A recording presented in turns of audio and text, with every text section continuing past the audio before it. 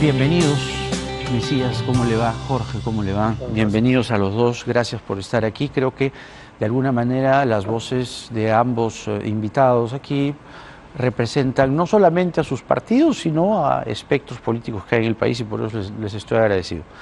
La presidenta Boluarte para ustedes está en problemas porque el audio parece ser bastante revelador y describe una relación que lo mejor sería aclararla, ¿no? Decir, sí, pues, estuvo en la campaña, hablé con ella, era mi coordinadora y después dije que no, pero negarlo así rotundamente y de plano, ¿qué piensan? ¿Quién quiere empezar? A ver. Dale, Jorge. Eso, a ver. No, sí, Jorge. Le pasa la pelota. No, lo que pasa es que le tengo mucho respeto y como le decía a él, le recordaba que él fue diputado con mi padre también, así es que... ¿Ah, sí? ¿Su padre cómo se llamaba? David Guevara Soto. David, él entró por la Izquierda Unida. No, Acción Popular. Ah, Acción Popular. Siempre. Bueno, pensaría yo. Acuña estuvo en Izquierda Unida. A él sí. César Acuña, ¿me pero acuerdas? nosotros no. A ver, entonces, Dina Boluarte, ¿inocente o culpable? Yo creo que está en dificultades, no solamente por eso, que es un tema por esclarecer, ¿no? Las dificultades no solamente son de Dina Boluarte, son del país. ¿Por qué? Porque yo lo que veo es que lo que no se despeja es la incertidumbre. ¿Qué va a pasar? El Congreso no define, la misma presidenta... ¿Está hablando del adelanto? No solamente... No, ya me olvidé del adelanto porque ya le echaron tierra. Yo también lo tengo ya casi en el desván. Falta la lápida nomás. Pero lo concreto es que por eso genera incertidumbre. Porque todavía hay una llama ahí prendida, hablando supuestamente del adelanto, pero no solamente es el adelanto, señor Chincha, sino que, por ejemplo, tener una porción del país sin orden ni ley, eso es un problema grave, ¿no? Puno es casi una región yo no con ribetes separatistas. 1.300.000 habitantes. Es un departamento muy peruano. Yo no creo que haya un sentimiento separatista en la mayoría de los puneños. Habrá un grupo, un grupete, pero no. Me parece que el sentimiento de peruanidad es alto. Lo que pasa es que también hay un sentimiento de exclusión, pues. Ese es el punto. Estructural. ¿No? Sí, por supuesto que es un tema estructural, pero eso hay que resolverlo, ¿no? Pero no resolverlo a punta de bala, por favor. Cuando yo digo orden y concierto es... Y que eso lo malinterpretan. Bueno, pues pero tiene que ser la ley, tiene que ser el orden, un diálogo, tiene un nivel de entendimiento. Yo he escrito hace poco, Expreso me publicó un artículo sobre las posibilidades de desarrollo de Puno, ¿no? Que son estupendas, ¿no? Tiene pesca, tiene minería a raudales que se va el 90% a Bolivia, tiene todo, tiene industria lanar, etcétera. Mira, yo considero que la presidenta Dina Boluarte está en problemas desde el 7 de diciembre, no de ahora, está de mucho tiempo Al atrás. jurar. Al jurar. Porque jura hasta el 26. Jura hasta el 26, generó... Dice que le escribieron eso. Imagínate y ella que no está, entonces, sino lo nerviosa que debe haber estado, ¿no? Otro factor, en el sentido que ella no ha estado preparada para este importante cargo, porque al decir que alguien le escribió y que ella lo leyó de manera voluntaria o involuntaria, ya cometió un error.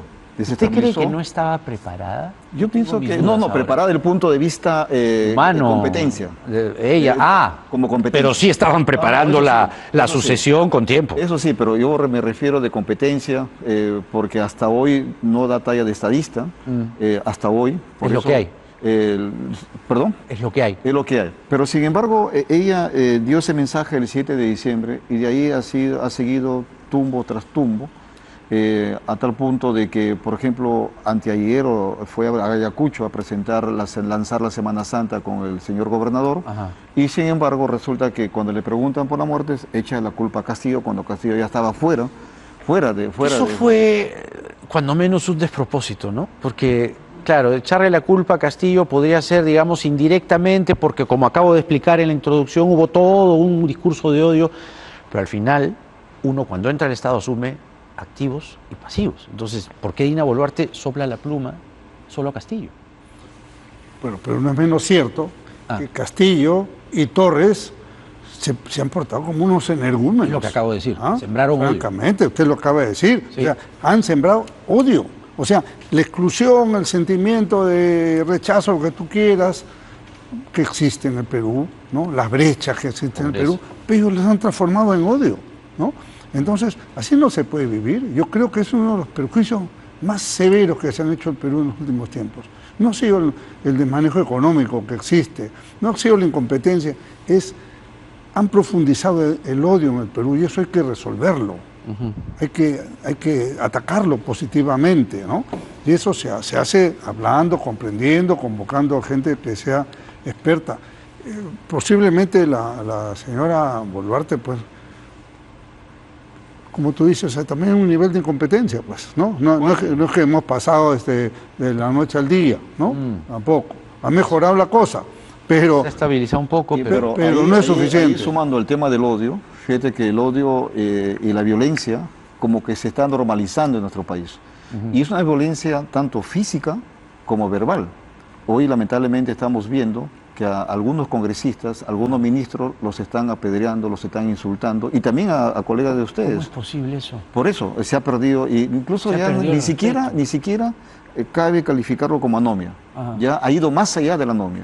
Es decir, porque la anomia es cuando ya pierdes el sentido de autoridad, pero en este caso ya es como que vivimos en la época de la barbarie. Pero, por ejemplo, Jorge del Castillo dice, que es cierto, hay un discurso de odio, es lo que yo acabo de decir en la presentación, instalado y sembrado por Torres y por Castillo de una manera absolutamente premeditada. Pero ese discurso no es gratuito. Es decir, no es que estábamos en Suecia, ¿no? En Suiza, y de pronto llegaron estos dos energúmenos, ¿no? ¡Ay, somos pobres! ¡Ay, hay desigualdad! Entonces, hay un problema. Pero fíjate que es lo que le Jaime, decía yo incluso yo me voy más atrás, Jorge. Para mí, en lo personal, la crisis que hoy estamos viviendo empezó el 28 de julio de 2016. El mismo mensaje con Pedro Pablo Kuczynski. En ese entonces no había comunismo. En ese entonces no había lo que es el socialismo como peligro. No, lo había, pero no era una amenaza, pero como peligro, Perú, ¿no? pero como rollo, como discurso, como narrativa.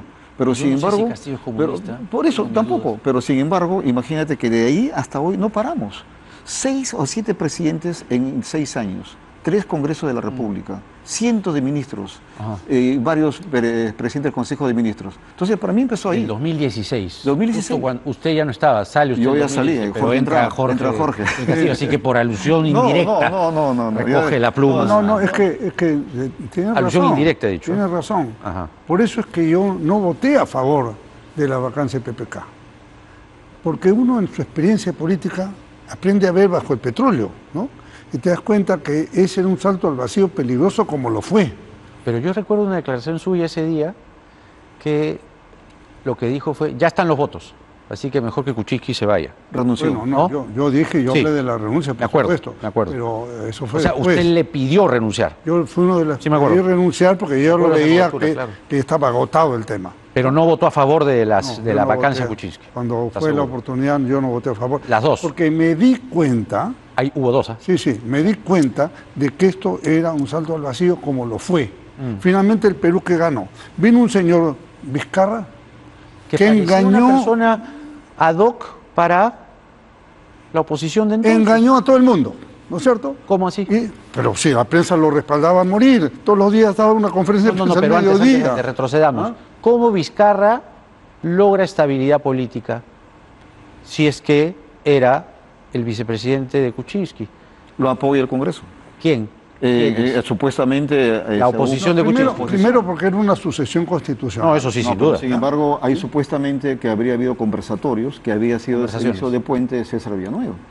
Supuestamente. Entonces, esos temas que algún día se sabrán. Se fue. Entonces, César Villanueva fue el puente que arregló los votos de la bancada fujimorista, que era la que impulsaba. Qué interesante eso, ¿no? ¿Cómo fujimorista 2 minutitos nomás impulsaba la vacancia de PPK? César Villanueva presenta la vacancia, yo me acuerdo. Ya. La de marzo. Y él dijo en 5 oportunidades que él no iba a ser primer ministro y terminó siéndolo. A mí me lo dijo. ¿Cierto? Sí. Entonces, él entra con un respaldo, o sea, el Congreso propicia que entre él. ¿Quiénes respaldan? ¿Fuerza Popular, el APRA? Casi todos. El APRA no. Bueno, yo no recuerdo. ¿El APRA no lo apoyó? Hubo oposición dividida. Digamos, pero tranquilitos nomás. O sea, no fueron a la yugular de Vizcarra. Recuerda, Jaime, pero de ahí traiciona. Lo que nosotros, ante la renuncia del PPK, lo que nosotros aceptamos, como ahora aceptamos, la sucesión. ¿Qué es lo que dice la Constitución? Porque tiene que ser todo dentro del marco. Pero políticamente, ¿cómo le dan el sostén? 73 votos que tenía el fujimorismo. Claro. más 4 del APRA, que tenía. 77. Y creo que de Acción Popular también, creo, no sé, de 5 votos. A ver, ya, Entonces, pero regresemos al presente. Creo que esa es una buena precuela claro. para explicar qué es La lo que crisis pasó. que vivimos La crisis. Y como dice Jorge, fue así, salto al vacío. Salto al vacío. De ahí lo vacan a Vizcarra, entra Merino, O sea, Merino impulsa no el logra cierre del legitimidad. Congreso, avalado por el Tribunal Constitucional, por la Fuerza Armada sorprendida en una foto y también por la prensa. Entonces estaba muy bien. Entonces este sujeto cierra el Congreso, impulsa el referéndum, impide la reelección, grave daño a la política, grave daño. La reelección congresal. Sí, claro. En contra. ¿no? Claro. O sea, en Fíjate contra que- de haberle eliminado. Claro. En contra de haberle eliminado. No, es que es una, No, mira, fíjate que un daño que le han hecho al yo sí al estoy Congreso discreto. con eso. Fíjate, mira, yo tengo una lectura distinta. Ajá. Permíteme darlo, por favor. Ah, sí. En el sentido, ¿Usted cree que está bien? Yo considero Entonces que debatan. Yo, sí, si no va a ser para 2 mí contra 1. toda reelección es mala. Toda reelección es mala. Incluso, por ejemplo, está ligada con el famoso voto preferencial. Dicen, hay que eliminar el voto preferencial. Yo digo, no. Hay que trasladar el voto preferencial a las primarias de los partidos internos. Estoy de acuerdo contigo. De tal manera que la lista se elabore en función de los votos internos. Ahora, la reelección para mí es sinónimo de corrupción. ¿Y qué tenemos que hacer?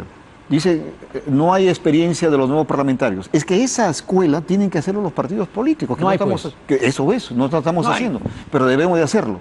Debemos de hacer esa escuela, el APRA, por ejemplo, Acción Popular y otros partidos, El aula magna. el aula magna, nosotros el Salón Perú que tenemos, Ciro Alegría, entonces donde que tengamos que hacer ahí todo lo que significa la formación, pero eso no lo estamos haciendo. Ya, No lo estamos haciendo. Mira, en mi caso, yo he sido congresista una Con vez. todo respeto, ¿no? Cuando yo ingresé de congresista, yo ya llegué sabiendo todo. ¿Por qué? Porque me han formado mi partido. Padre también. Mi padre, la tradición, yo ya Pero los que sabía. han llegado ahora no saben. No, pues lamentablemente Son se ha excepciones roto. contadas con los dedos. Se ha roto esa tradición. Graban ahora TikToks, comen buffets. Se ha roto esos temas. Entonces, ahí sí yo creo de que... Bueno, ahí deberíamos- tenemos un punto de No, divergencia. un tipo de diferencia que Pero está habría que bien. verlo, O sea, a ver, debatirlo. Pero yo creo que la reelección congresal lo que hace es que el parlamentario vaya aquí. En todo caso, el otro mecanismo, ¿cuál debería de ser? No estén ¿Sabes como qué? ahora diciendo qué dice el reglamento. El otro día vienen congresistas de Perú Libre y ¿cuál es el cuerpo constitucional que quieren Mira, cambiar? No saben. el otro que Lo dije. seguramente podemos encontrar, Jorge, un punto de coincidencia es la renovación por tercios. También. No, pero a mí me interesan los puntos de discrepancia para encontrar un punto La medio. discrepancia es de la reelección. La reelección La congresal. reelección es importante primero porque es mínima, 10, 12, 15%, Hasta 20 y creo eso que puede llegar. permite, digamos, mantener la memoria institucional, ¿no es cierto? Es muy importante. Y además creo que ese trasladar el conocimiento de unos a los nuevos es vital, ¿no? Y yo no veo por qué tiene que ser corrupción, ¿no? No necesita un gobernador, ¿Cuál un es la evidencia alcalde. de la corrupción que Claro. usted ha Mira, explicado? el tema es de que, por ejemplo, en el Congreso, como Porque usted ha dicho reelección, perdón la interrupción, reelección es corrupción. Por ejemplo, mira, en ver, el caso, ¿por qué? yo he tenido la oportunidad de estar en el Ejecutivo y el Legislativo. En el caso del Legislativo es cierto que se trasladan conocimientos, saberes, pero muchas veces también se trasladan las mañas. Hacer el lobbies, de hacer lobbies. Eso no necesita reelección. Eso Oye, sale con o sin reelección, oye, fíjese nomás ahora. No, yo te hablo de transferencia. En tu tierra tienes a Gregorio Santos que está en cana y es un chorazo, ¿no es cierto? Por eso, en caso de eso fue a la reelección. Entonces, Pero se robó en la primera y en la segunda, por eso en las dos. se fue a la reelección. Entonces, ¿qué pasa en el Ejecutivo? Mira, en el Ejecutivo es una tentación que los alcaldes u gobernadores puedan irse a la reelección usando los recursos del Estado. acuerdo.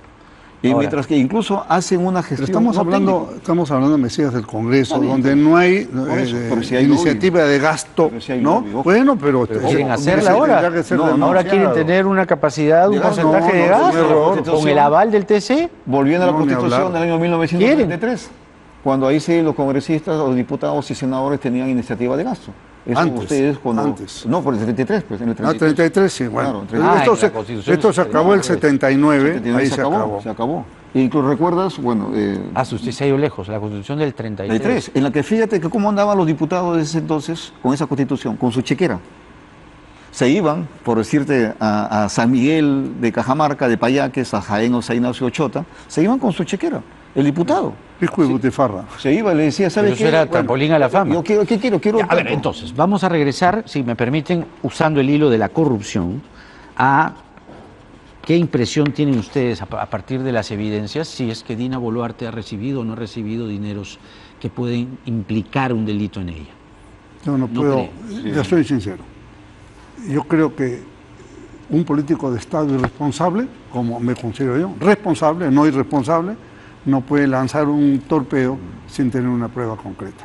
De lo que ha escuchado ahora, los audios, los chats, ¿no le dan un indicio, una aproximación? Bueno, que se investigue, por supuesto. Ahí yo creo que tiene que seguirse el debido proceso, ¿no? Como dice Jorge, coincido plenamente. Pero ¿qué huele? Un profesor me decía, bueno, cuando yo había hecho una travesura, me decía, a ver, acá bueno, huele puede haber indicios, pero por eso está la fiscalía. ¿no? O sea, por eso está la fiscalía. Shimabukuro dio tanto. ¿Y de dónde sacaba Shimabukuro tanta plata? De un agente de inteligencia. ¿Dónde además? De un agente de inteligencia vinculado a Pedro Castillo. Que se investigue, ¿no? Claro. Que se investigue respetando el debido proceso. Ahora, ella tiene que... Hay una omisión en este gobierno que no aclara las cosas, no las responde. Por ejemplo, todos los muertos, ¿ha habido una explicación racional? No, ninguna. No ha habido. O sea, nos vienen a cuadrar de Naciones Unidas, ¿no? Y se le va a contestar a Naciones Unidas, pero no se le contesta al pueblo peruano.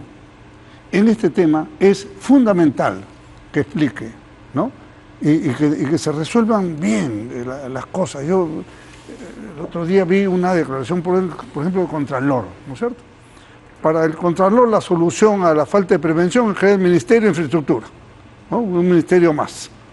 No sé si esté bien o mal, pero eso no es una solución. Yo le pregunté a ti, señor Contralor, ¿y por qué no controló a todo esto que no hicieron el drenaje de Piura, etcétera, etcétera?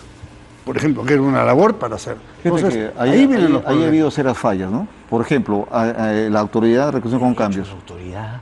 Sí, mira, cuando crea Pedro Pablo Kuczynski, cuando crea la autoridad, incluso un brillante profesional, Pablo de la Flor, que venía de negociar el TLC, fue el primer director, pero que no nace como una unidad ejecutora. Recién se convierte en unidad ejecutora de la reclusión con cambios entre 2020 y 2021. ¿Cómo era antes? 21, creo. 21. ¿Y cómo era antes? Antes, fíjate que era simplemente un distribuidor de recursos a los gobiernos regionales y a los municipios. Y recién se convierte en una unidad ejecutora el 2021, donde ya empezaron a hacer los expedientes vía G2G, siguiendo el ejemplo de los panamericanos, y por lo tanto, eso creo que también debemos de... Pero, por ejemplo, el drenaje dicen que va a estar... Si lo hacen, estaría terminado en el 2027, el de Piura. Pero debe empezar el 17 o el 18. Y ahí ha habido problemas también, decisiones políticas. Esas malas acciones de gobierno, súmale los muertos de la pandemia, por incompetencia, yo he conocido personas que se han muerto confiando en la prueba rápida, ¿no? Que les hizo deteriorar su salud hasta que se murieron. Fíjate que en el tema de la pandemia yo creo... un tema anímico también, pero bueno, no, pero ahí hay una coimaza en haberse metido Vizcarra con el tema de las pruebas rápidas. Por favor, esto no puede pasar. Mira, y han hecho muy bien en procesar. Igual eso todavía no está, digamos... En investigación. Eso. Okay. Yo me iría a otro tema, ¿no? La pandemia desnudó a nuestro país que nuestro sistema de salud era demasiado precario, era demasiado débil. Por ejemplo, en Cajamarca, cuando nosotros ingresamos y nos cogió... Pero, por ejemplo, disculpe la interrupción, ¿ya? Hablando de esto, me van a decir comunista, pero la Ley General de la Salud, en su artículo 82, dice claramente que el Estado puede administrar por derecho las clínicas y hospitales. Correcto. La intervención por emergencia sanitaria es eso. Pero nadie quiso. Todos se opusieron.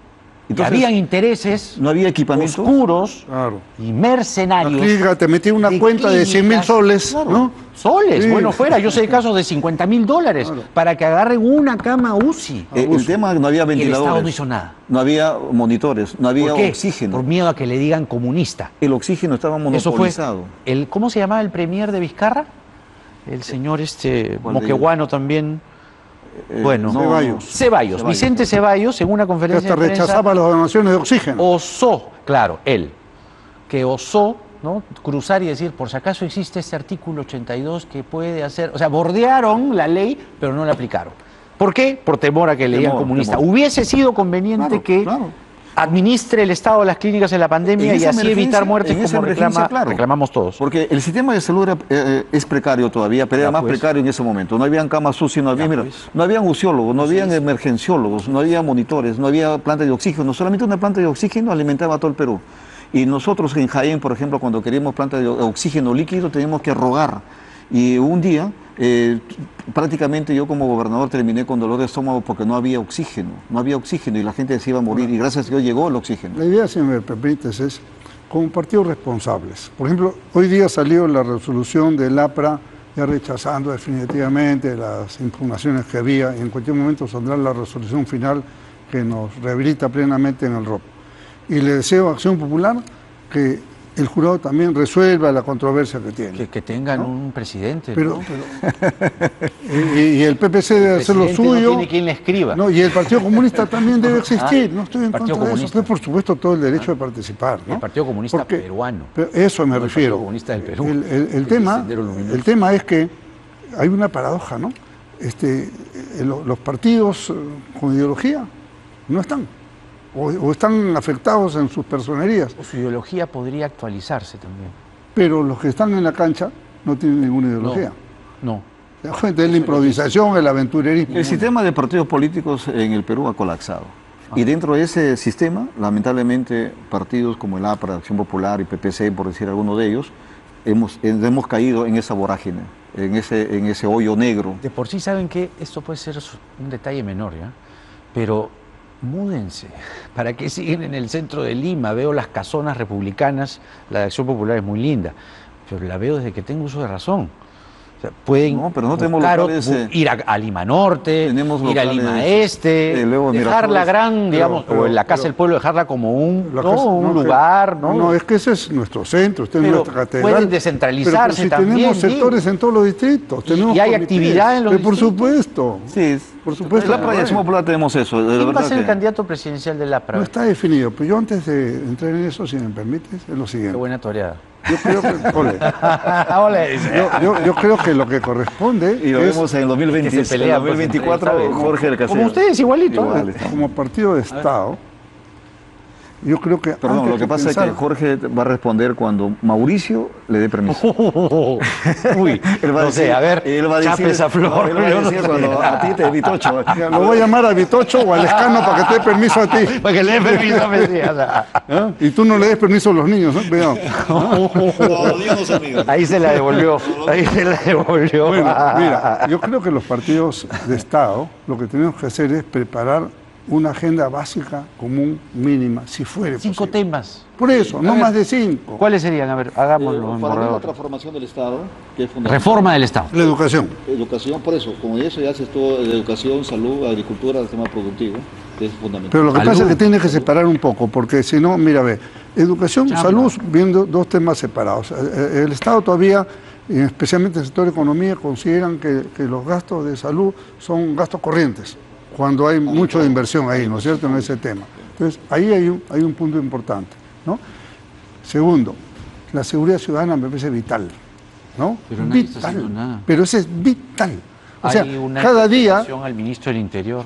Bueno, le han metido 3 interpelaciones, Al de ¿no es defensa. cierto? Al de educación. Al de educación. Sí.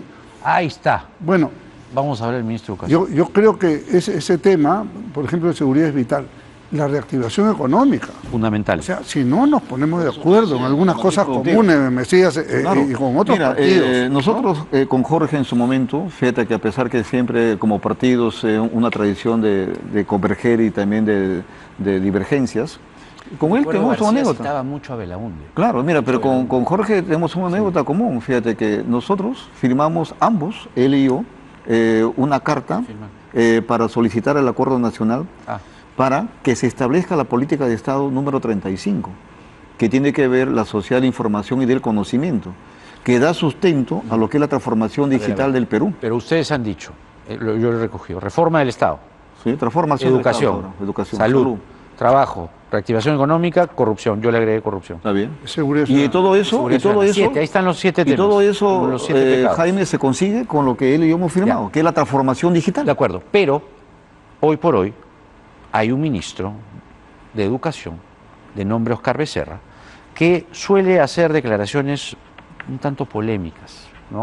El otro día dijo que SUNEDU era la caja chica del Partido Morado, ¿no? Y tuvo que retractarse porque no encontró La evidencia. carta notarial le enviaron, creo. Y yo sé de buena fuente que estuvieron buscando hasta en los sótanos. ¿Por qué? Porque primero habló y después dijo, busca la prueba. Y no había. ¿El ministro de Educación es para usted la cuota de quienes fueron opositores a Castillo? Porque es intocable. Bueno, yo lo que... en estos momentos, Ah. la educación está sin rumbo. Está desorientada. Pero hay un ministro. Por eso, él es el responsable. Que no haya rumbo. Que no haya rumbo. Por ejemplo, el sistema universitario, el sistema educativo, educación básica, SUNEDU. Te doy un dato. Por ejemplo, el mantenimiento de todas las instituciones educativas en todo el Perú, no se ha ideado el presupuesto adecuado. Hay regiones como Cajamarca que le dio el 50% de lo que le debe de llegar. ¿Por qué? Porque no designaron... Pero eso es MES, pues, ¿no? No, él.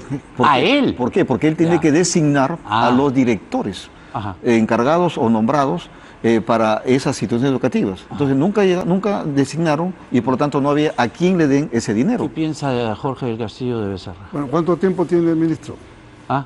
No tiene. Desde que entró 3 meses. la señora. Jorge. 3 meses. Jorge. O sea que 3 meses tiene que cargar el muerto de los anteriores. Está aprendiendo.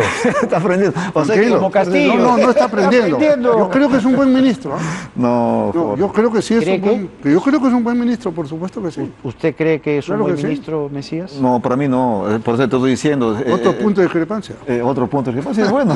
¿Por qué no? No, para mí, si uno de los ministros que debe ser interpelado y censurado y retirado es la educación. Incluso ¿Por como qué? Por varias razones. Uno, porque no... La más grave. El más grave es en el sentido, por ejemplo, cuando habló de la señora Aymara, cuando dijo... Eso fue gravísimo. Como un ministro de educación que tiene que generar ciudadanía en sus conceptos básicos y elementales, se expresó de esa manera de una ciudadana originaria que, como dijo Jorge un instante, en la cual sí coincido, el pueblo de Puno Ni tiene todo siquiera el los respeto. animales Claro. exponen a sus hijos. ¿Cómo puede decir eso? Bueno, ¿Qué interpretación le da? una frase desafortunada Ajá. no necesariamente descalifica a una persona, porque además era una temeridad que estas señoras vayan con la guagua a la espalda a un mitin. ¿O está bien? No sé, mire. Puede Eso varias veces. eso puede ser. No, si no tienes cuenta de dejarlo, no vas al mitin. Pues, pero tú no puedes ser. Hay un delito que se llama, hay un delito que se llama exposición de personas a peligro. O sea que, Jorge, tú partes de la Si premisa... si te metes a un mitin en la Plaza San o sea Martín, que tú partes de la premisa Sí. de que una manifestación tiene que ser violenta. No. O sea, una marcha violenta. no tiene que ir con niños a una manifestación, Oye, eso tú me has visto que refiero. las No, pues, marchas no, que organizaban lo de la coordenada así republicana, sea pacífica, iban es con un sus riesgo. hijos. porque, Revisa. porque eran pacíficas. Pero todas son pacíficas. No, esta Uno no. parte de la premisa Esta que no son era pacífica, pacíficas. perdón. La premisa, todas las movilizaciones, yo participé en todas, ¿ah? Y no era solamente la coordinadora Permíteme republicana, la recordarte que coordinadora tú hizo representas algunos. al Partido del Pueblo. Pero está bien. Pues, Pero el pueblo que luchó contra una dictadura, la de Pedro Castillo, que si mal no Dictadura, recuerdo Pedro tú le Castillo. apoyabas un poquito, ¿no es cierto? Entonces, Dictadura ¿en serio? Pedro Castillo, ¿no? Pero pues, es un gobierno no, totalitario, ¿o no? No, pues. Pero si quiso dar un golpe el 7 de diciembre, ¿cómo es eso? De golpe de Estado.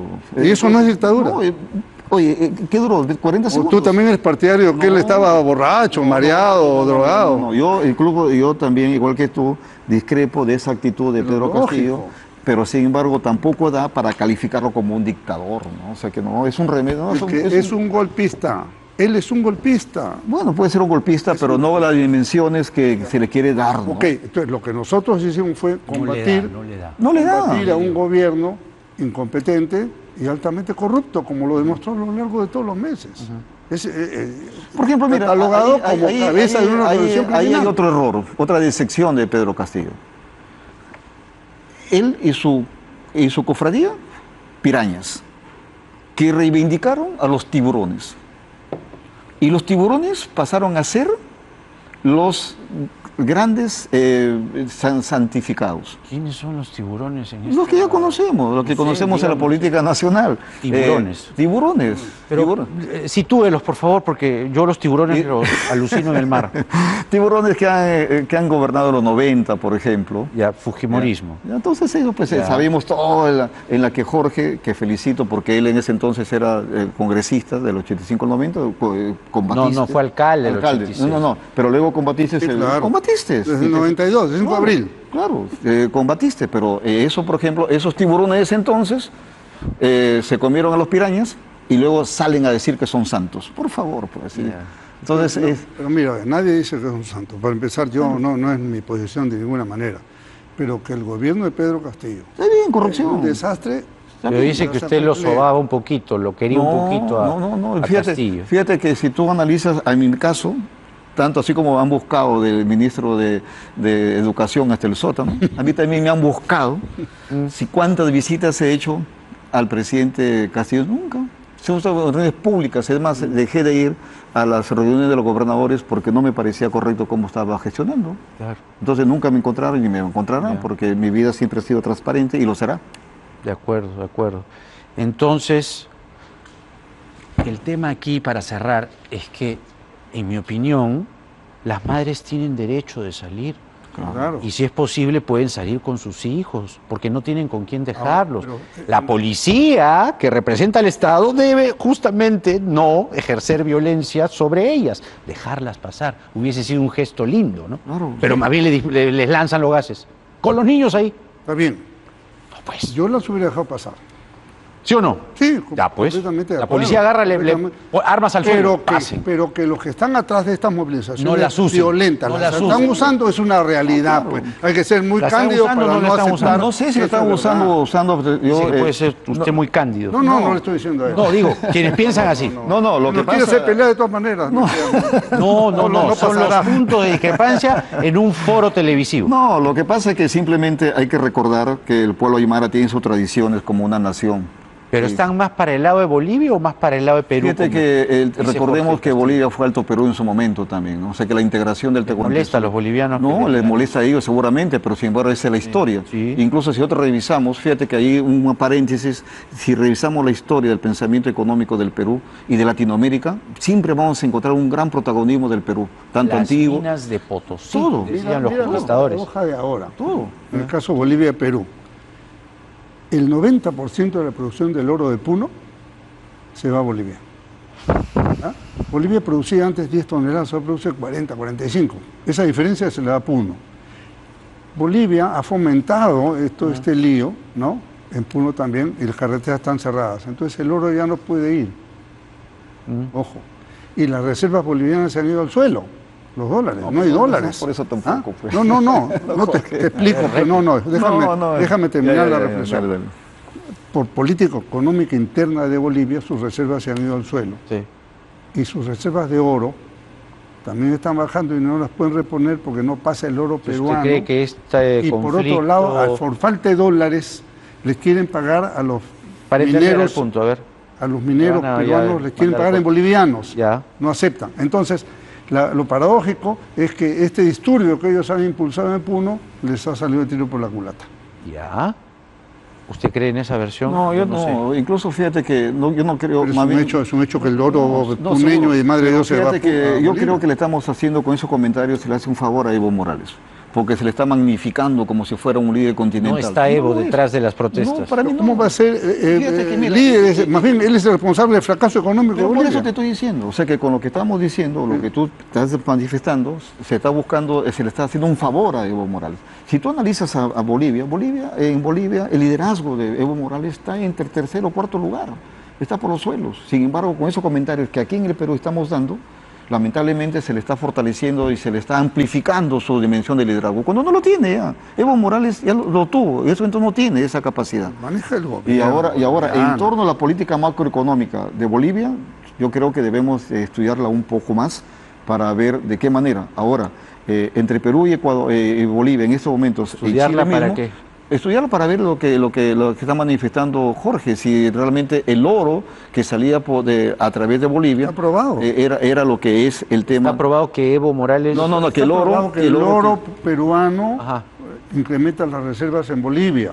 Por eso Además, no, el nexo, no sé, el puente... Yo lo personal voy a estudiarlo. No, porque es por buen favor, punto. Es buen punto. habrá Google, ahí está, también. Mira, Pero no Wikipedia. una cosa importante también. El otro tema es el No, narcotráfico. Wikipedia, perdón.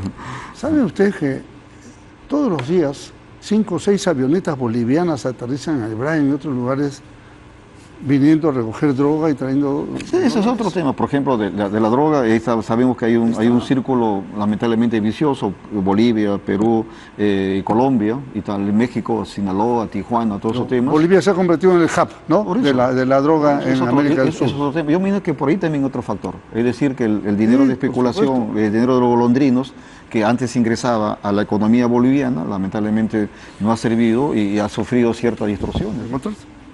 ¿Encontró el dato del oro? Encontré el dato solamente de que Bolivia actualmente tiene 43 toneladas de reserva de oro. Ya. Pero voy a buscarlo y lo comentamos. sin Porque problema. producía 11, ahora tiene 43. 43 Bolivia, ¿no? Ya. Perú tiene más bien, según datos, 8 millones de onzas de reserva de oro. Claro, ¿no? sí, Perú es Cuidado. potente. Bueno, yo les agradezco mucho. No, gracias, Jaime. Mesías Guevara y gusto. Jorge del Encantado. Castillo, con nosotros. Nos vemos. Está. Oye, Como suerte siempre, con AP. la mano, ¿ah? suerte con No, AP. mira, ¿Ah? como te digo, es una amistad y una consideración que algo bueno que hicimos juntos fue Claro, por sacar la supuesto. política de Estado número 35. Y de ahí sacamos Muchas la ley cosas. de la ciberdefensa Claro. y de la ciberseguridad. Fue un derivado de esa Y eso norma. está, ayer o ahora creo que la presidenta Dina Boluarte ha recibido lo que es el pro tempore de lo que es la transformación digital de todas las Américas. Yo les agradezco nuevamente, han estado con nosotros aquí en Octavo Mandamiento, excongresistas, Mesías Guevara y Jorge del Castillo y Mesías Guevara. Y permíteme decirle a Jorge con mucho cariño, adelante. Pero tiene que decir, pues, adelante, compañero. No, si yo compañero ya me expulsan del partido. Antes decía, adelante y después cambiaron, no empujen. Vamos a hacer, tranquilos, no hemos ido del aire, no me tapen el cuadro, vamos a hacer la pausa, acompáñennos nomás Me quedo callado. Después unos segundos. Ustedes pueden seguir, aquí a la vuelta hay un restaurante muy bueno de cocina ítalo-peruana si quieren comerse unas pastas.